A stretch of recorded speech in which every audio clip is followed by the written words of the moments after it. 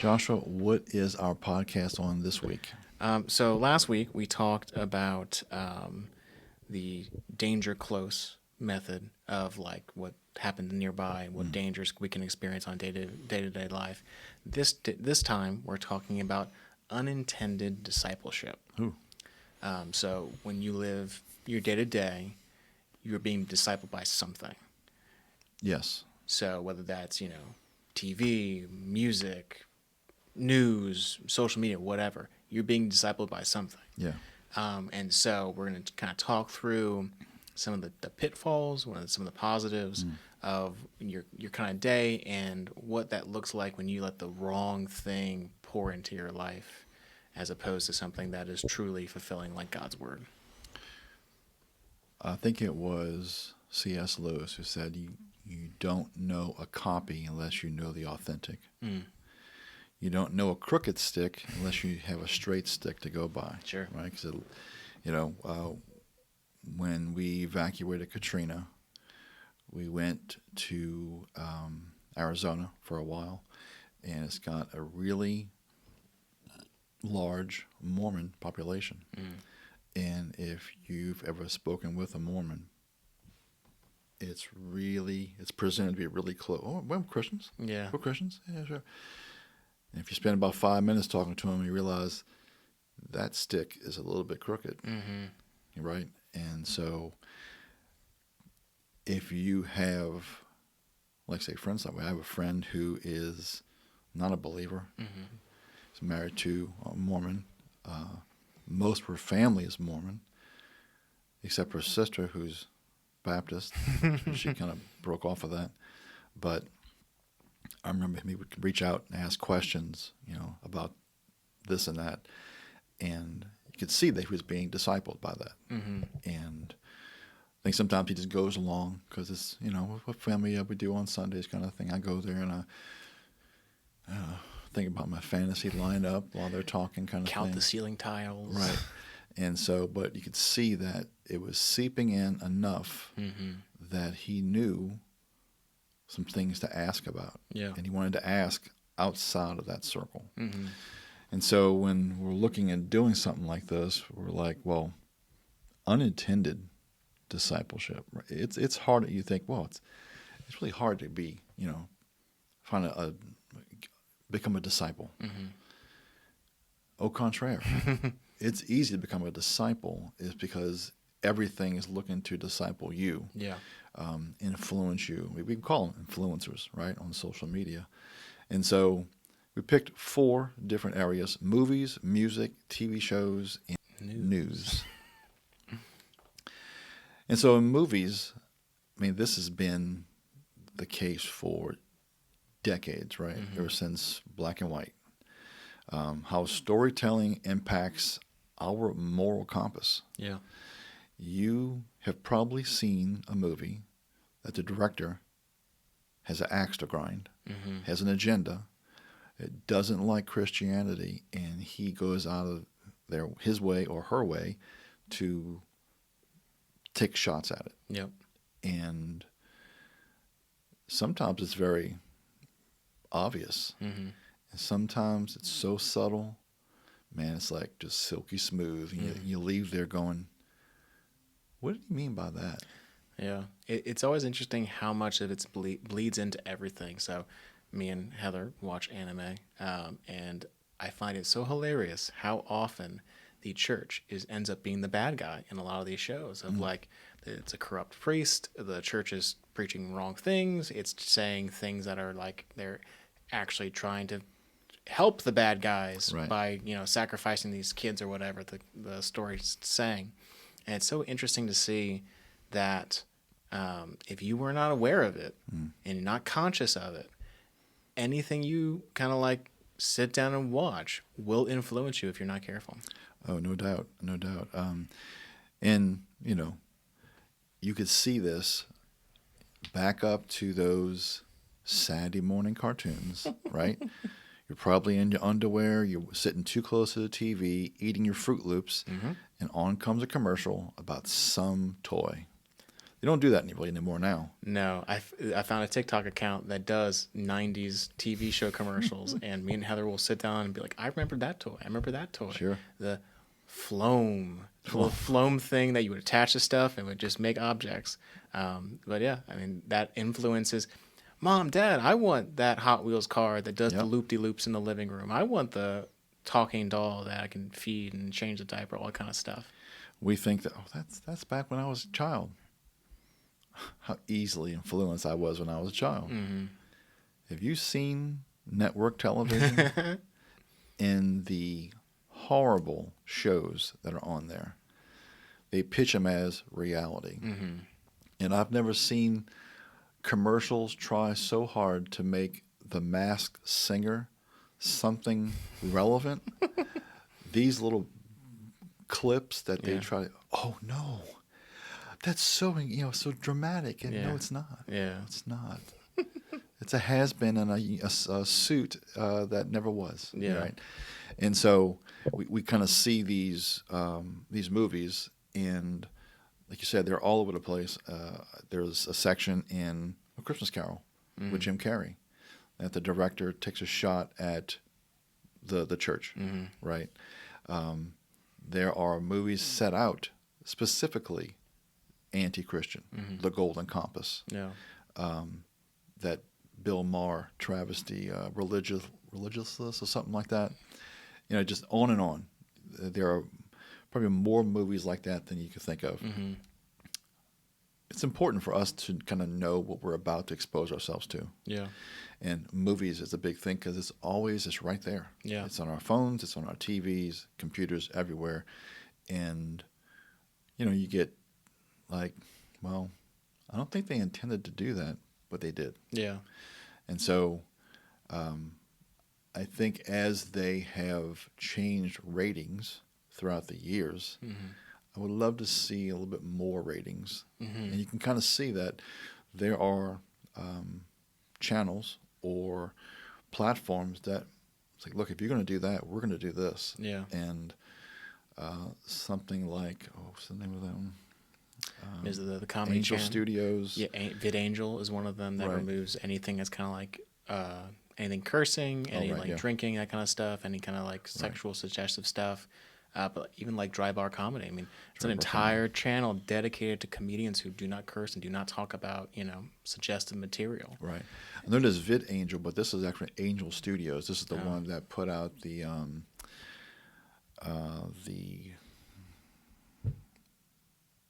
Bonhoeffer movie just recently. Oh, okay. Yeah. Yeah, they do a lot of stuff like that. Now, I don't know if that is a Mormon-based thing or not, as far as the studios or not.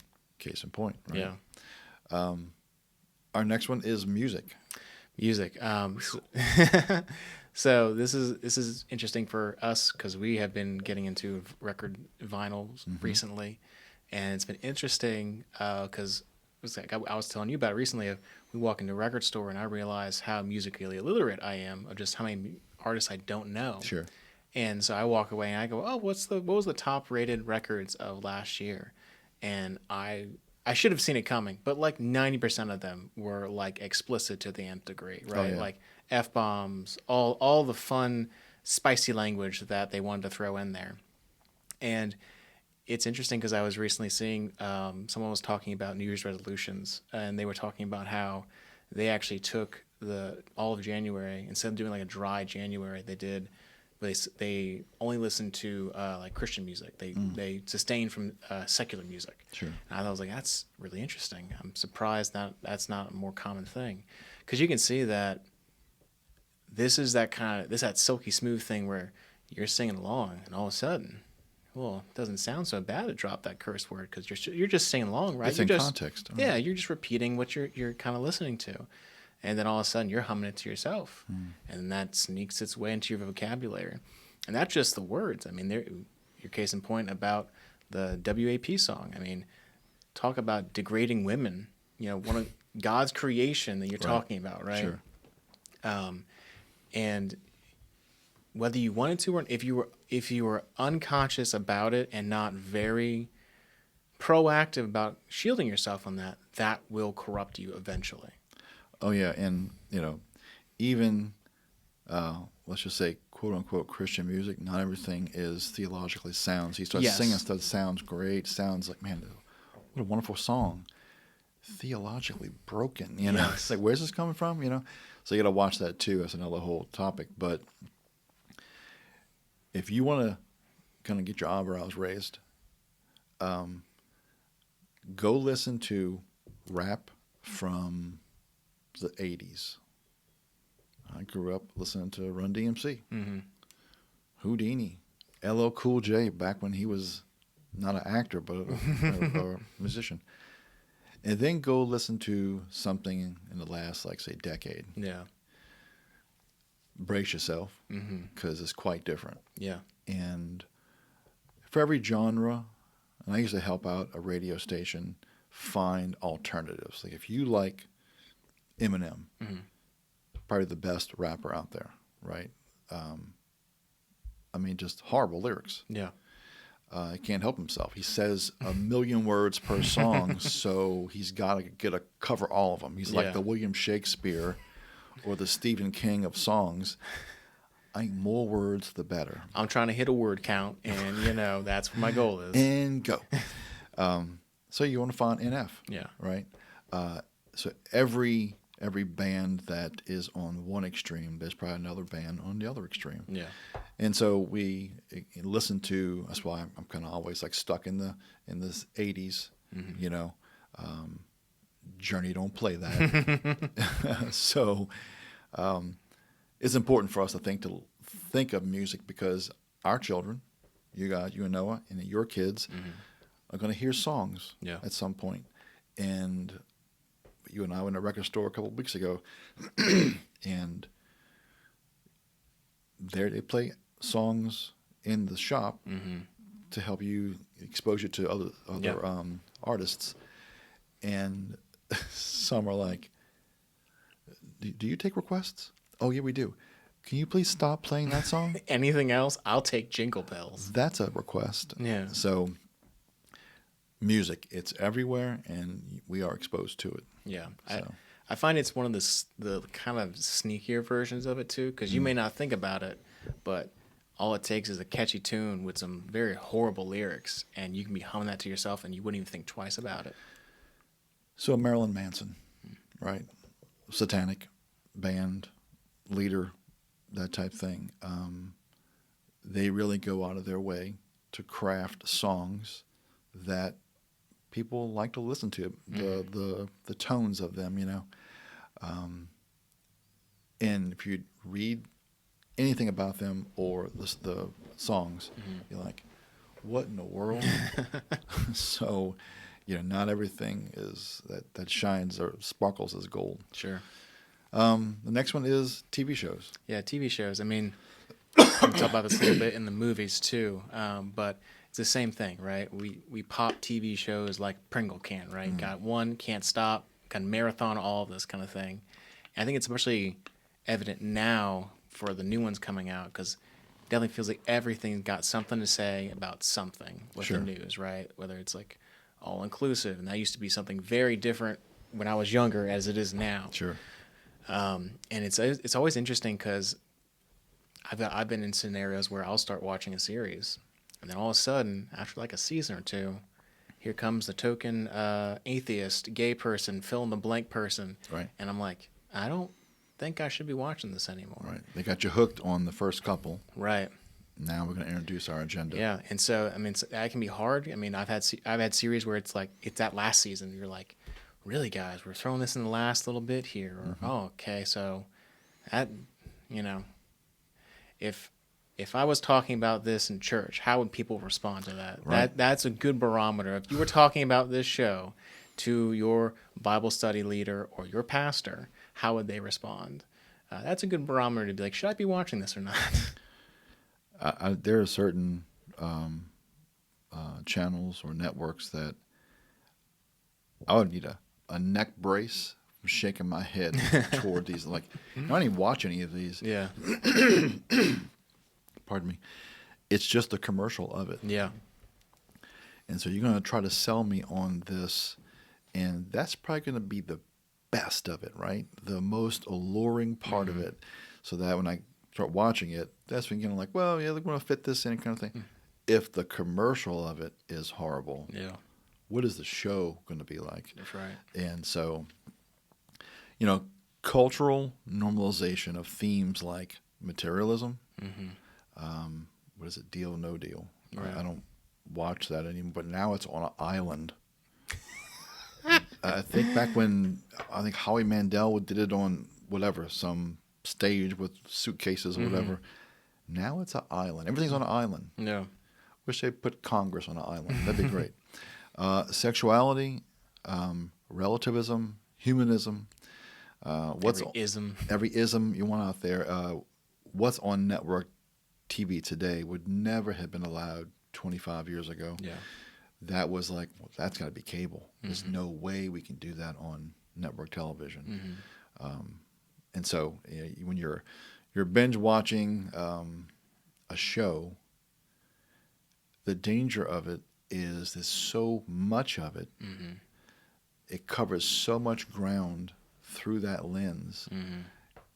You leave there. I mean, if I told you in a conversation, just one conversation, I said, man, I really like Chinese food. You should try it. Compared to, I am going to spend the next 12 hours talking to you about Chinese food. You might feel a little more persuaded after 12 hours of listening to me talk about Chinese food. Yeah. Right? And so pretty much every reality show out there is focused on some sin. It just feels like it's one or more of the deadly sins. And so when we went streaming, probably a decade ago, which is all norm now, but back then very early on we cut the cord and went streaming.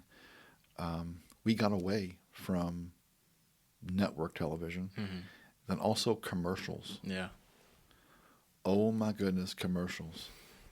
Oh my goodness. And so, what we expose ourselves to on TV, it seeps in.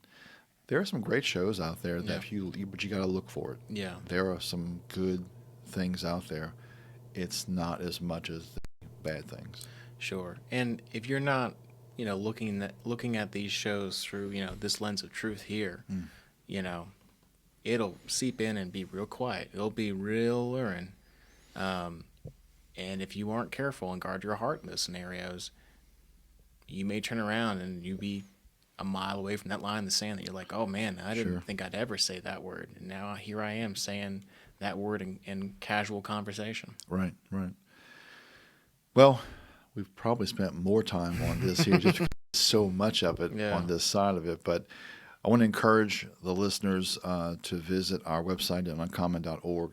Check out some of the content related to what we expose ourselves to in this one PTSD, battle for the mind. Yeah. While we're always focused on maybe war does that, or trauma, rape, or whatever, that battle of the mind happens on a Tuesday at 7 o'clock on Channel 4 every night of the week. Yeah. And so check out the website, get some resources, and also stay tuned for some sponsors of Uncommon. Uncommon would like to thank today's sponsor, Wilson Technology Group. At Wilson Technology Group, we're not just an IT vendor. We're your trusted business partner delivering exceptional support, innovative solutions, and peace of mind. One call, one team, all your tech issues resolved. All right, welcome back to our second segment of Unintended Discipleship. The first segment, they were easy punching bags, right? They were like, the movies, music, TV shows, news. Actually, we didn't even get to news in the last one. Yeah. It kind of speaks for itself. If you want some good news, don't turn into the news. No one walked away from news going, you know what, that was really helpful. I enjoyed that today. I'm going to go start my great day now. That is great that Becky met her goal of selling Girl Scout cookies and went on vacation with her family. That is awesome. La, la, la. No, it doesn't happen that way. No, that doesn't sell. But our second segment is maybe being influenced or discipled by our family, other people in our lives, and social media. Yeah. That we'll just kind of lump that into maybe extended family and friends, because sometimes that's the reason why people are on there. Yeah. My reason is to share funny memes. That's my purpose, right?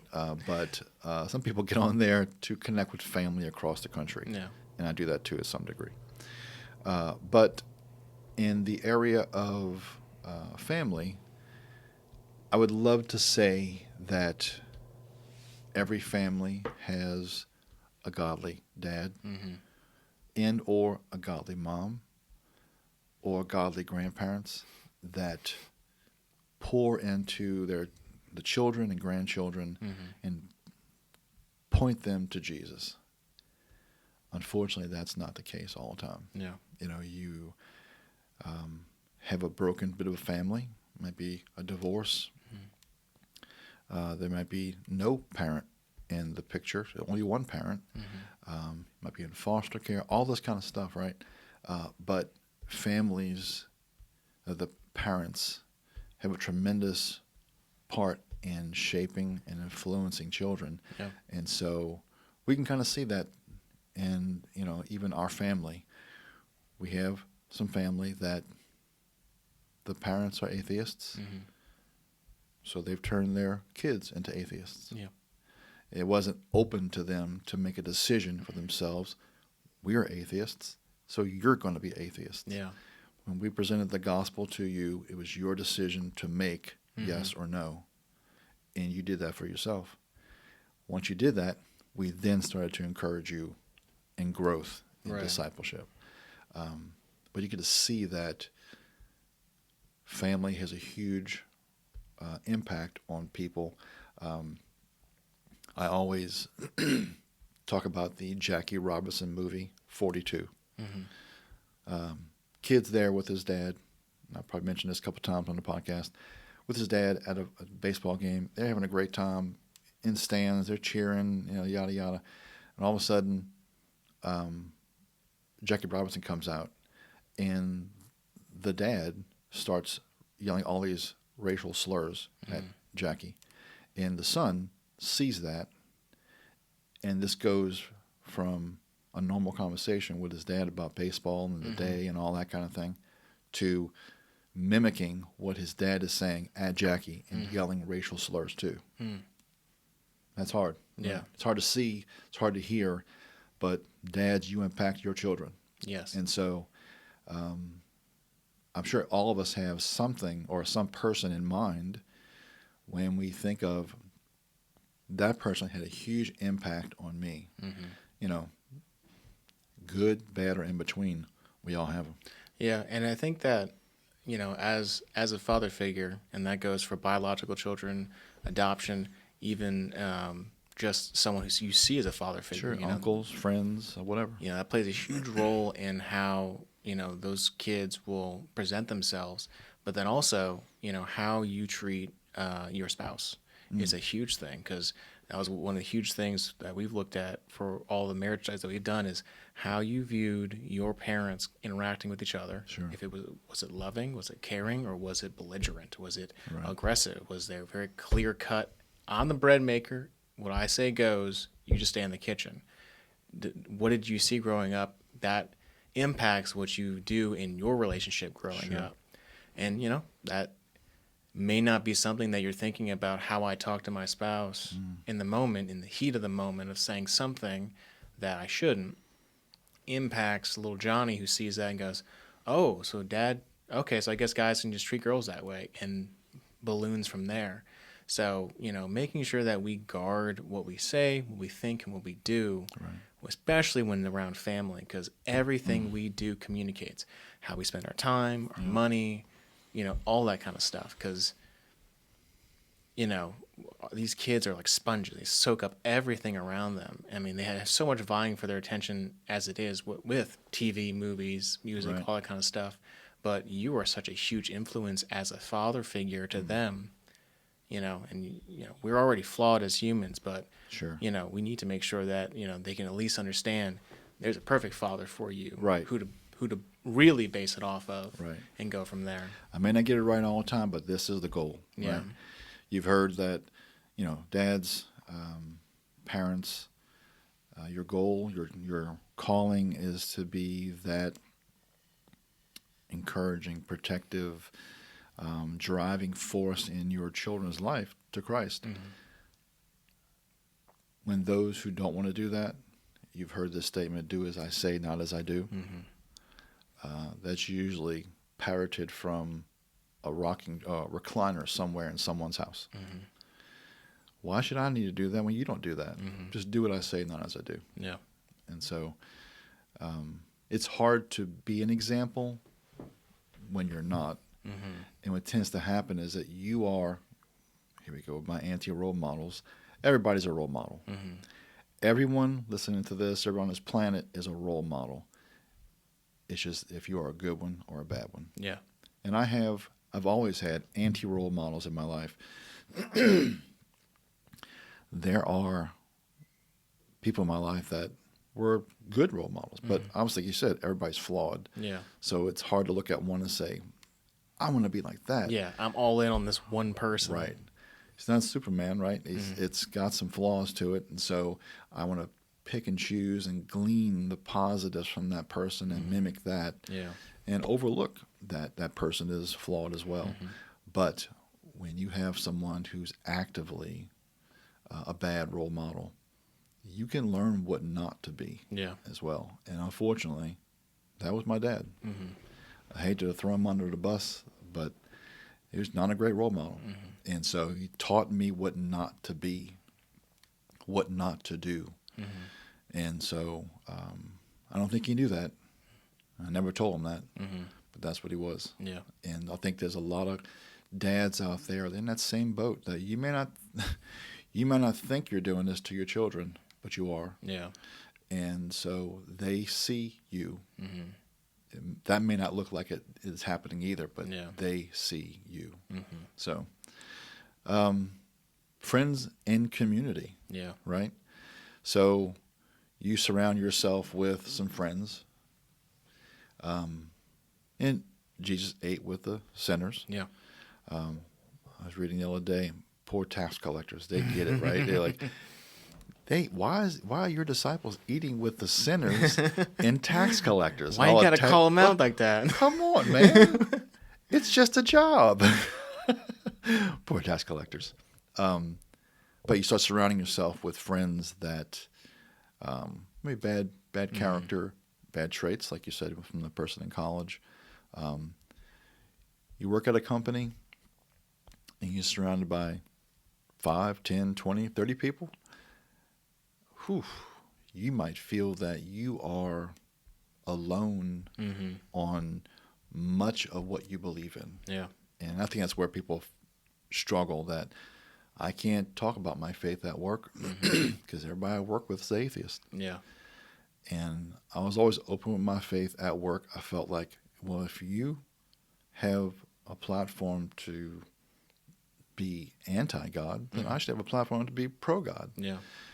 I don't walk around like it's a baseball bat, but if you ask me what I did this weekend, it's probably going to involve something around my faith. Yeah. Well, I went to church Sunday. Got a chance to go to a men's Bible study on a Saturday morning, like we're doing this coming Saturday.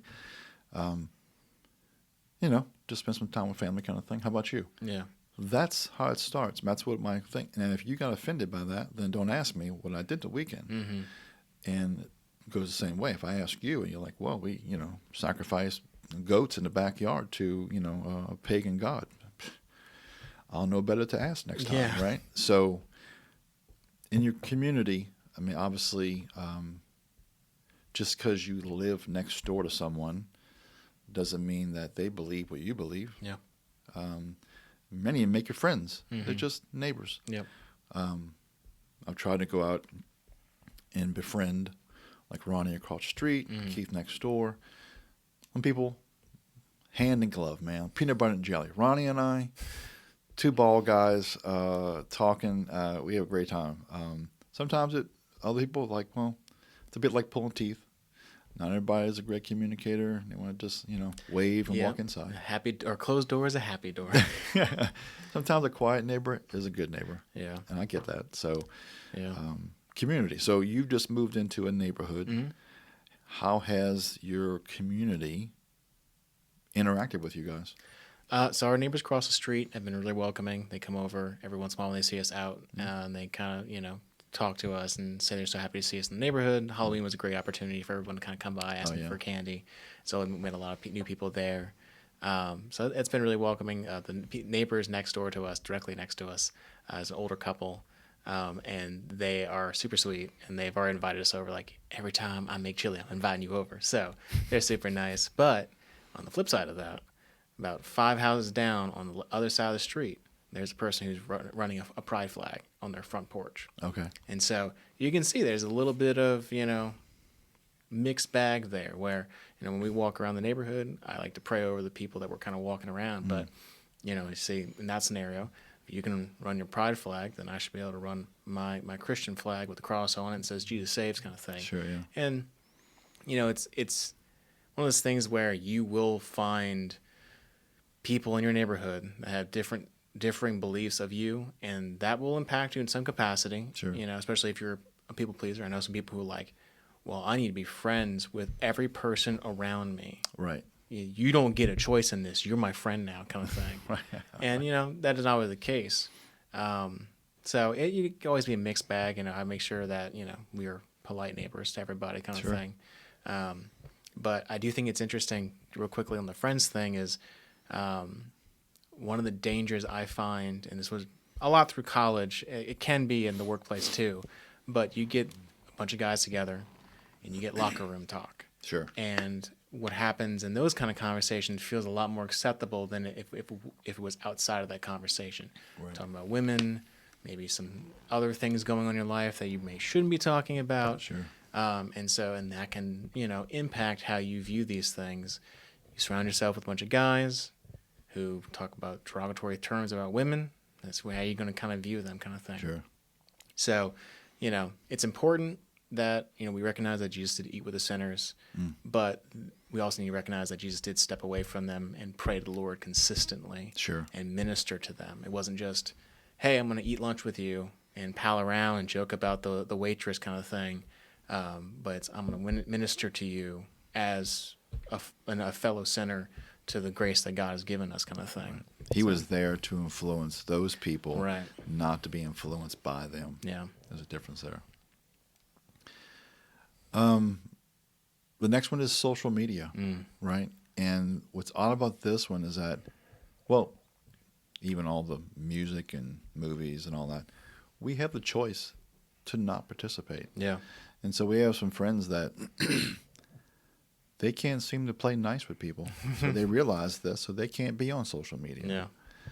And I'll just say little Billy realized that he was just trying to be right on everything and fighting everybody about politics. Yeah. And so it just became a point where he had to step away because it was just making them miserable, always fighting about something. And so social media is an oddity that it's no more social than standing in line at the DMV, Yeah. right?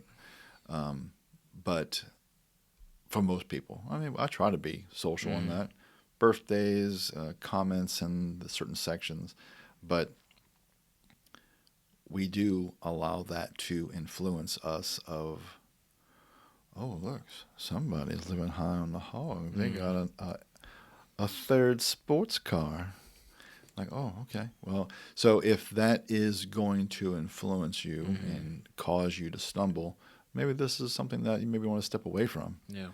I don't know if a whole lot of people go to their social media with the intent of, I'm going to share the gospel with some of my friends and family. Yeah. And I have some friends that, obviously in family that do share, Christian quotes and memes and this and that kind of thing. whenever I share something about Uncommon on that, and actually it's going to sound odd, I didn't share that on my personal timeline for many years because I knew my dad was on social media and I didn't want his comments anywhere near that universe. So I did not do any of that. He passed away a couple years ago, and I felt that I could then share some of that. I know that sounds horrible, but that's just the reality of it. I didn't make it. It's just how it was. Dana's like, how are you so well adjusted to that? I said, I don't know. God made me like a Teflon when it came to that. But, I share that on my social quite often. And hopefully that is a great use of social media. Yeah. I don't always think it is the best use, right? Yeah. It's hard because social media does the same thing in my mind as almost reality TV show. It hits the 7 deadly sins square in the mouth, right? Yeah. You wanna feel some envy. You go look at your well-off friends on there buying their 7th speedboat. Right. You want to find lust. You got plenty of women in bikinis showing off, right? Sure. And everything in between: cursing, fighting, wrath, all the good stuff. Now, obviously, you get what you put into a certain extent, and if you're looking at those things, that's what you're going to show. I mean, we talked about this earlier about, right. The algorithm, all these social media things show you what you're kind of wanting to see. So you go out of your way, look at women in bikinis, or you go look up, inappropriate cursing and stuff like that. It's going to show you more of that. Sure. Now, I know plenty of people who are like, I have an addictive personality. I don't want to be part of this, and that's totally fine. And I'm glad you can kind of recognize that in yourself and kind of Sure. pull away. I mean, if you find that it's really hurting you spiritually, then yeah, by all means, don't interact with social media. Yeah. It doesn't do a whole lot beneficial for anything else, right?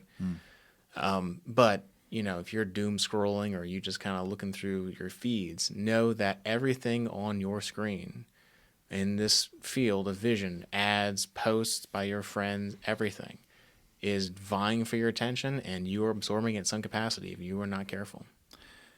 Yeah, I mean, we were talking about, like what you watch a lot of is delivered to you in volume with these algorithms. You don't even have to like something. You're just going to watch it for a little bit, and it says, oh, you must want to see that. So when I look at, and I was a TikTok adopter early on, even Instagram, I like somewhat shorter videos, and even the 3 to 10 minute kind I watch too. But I liked that I could kind of craft that algorithm. So now, when we first started, it was like people dancing around, whatever that craze was. But now it's food, it's Christian stuff, it's business, vinyl, maybe some sports, that kind of thing.